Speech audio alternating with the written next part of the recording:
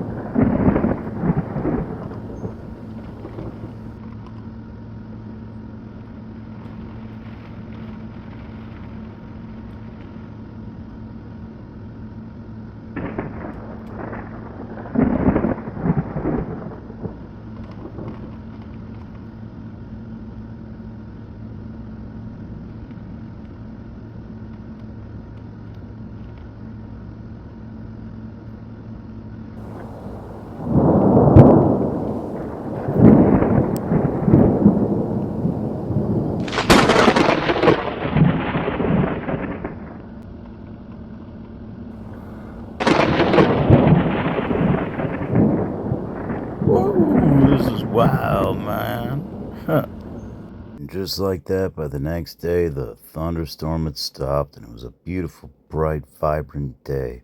Let's go check out more of Rockwall, Texas. And don't forget to like, share, subscribe, comment, and hit that notifications bell today.